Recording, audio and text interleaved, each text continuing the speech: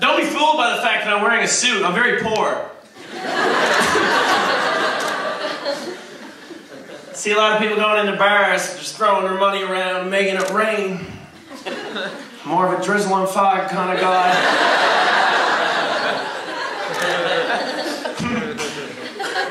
I got a call the other day, and I picked up, and they said, "Hello, I'm looking for Mr. Wright." I was like, "This does not sound like someone I know."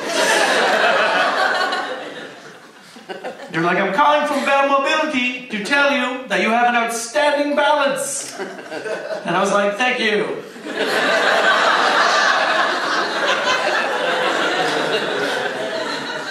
May not have a lot of money, but it's balanced exceptionally well.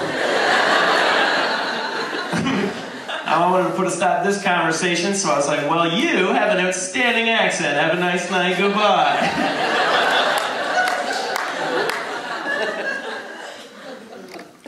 So I'm still throwing my resume around a little bit. I'm sure there's many people here who've done that. It's such an unnatural way to interact with another person.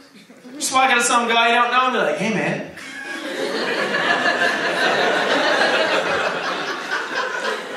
Here's a list full of shit I think you're gonna love about me.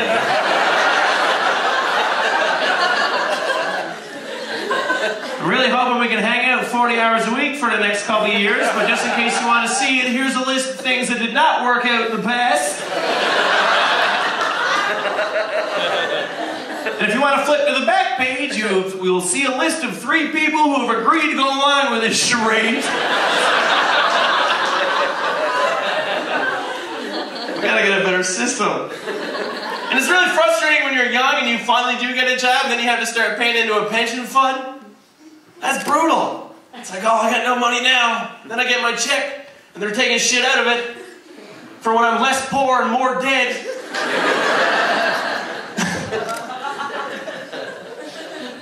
It's very frustrating. I have a new goal now in my life, and I just want to be as good as I look on my resume. That would be ideal. Like, I have so much stuff on there. It's just like a highlight reel of your entire life. Like, I've got on my resume that I finished in the top 5 percentile in the Pythagoras math competition. In the entire country. And that's true, but I did that in grade 4. But I haven't been able to do anything to knock it off yet.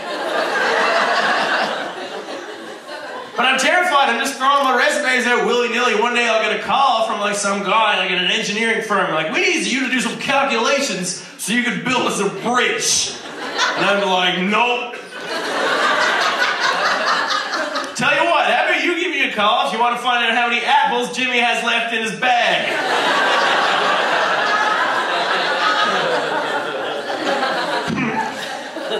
I did a marketing degree. We watched a bunch of commercials, which I liked. That was my favorite part of it.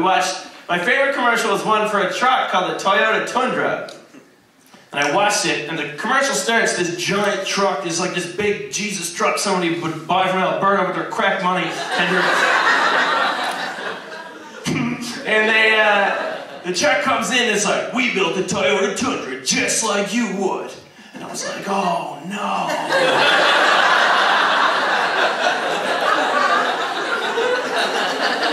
I don't know how to build a truck. That thing's gonna kill so many people.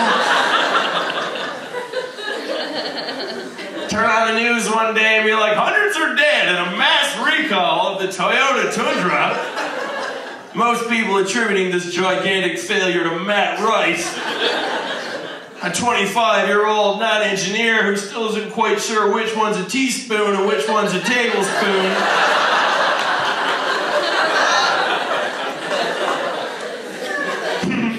And then they skip to the next part, and it's like the CEO of Toyota says, like, "What made you make this decision? What do you have to say for yourself?" And he's like, "Well, you know, in our defense, we hired Mr. Wright because his outstanding performance in the 1994 Pythagoras math competition."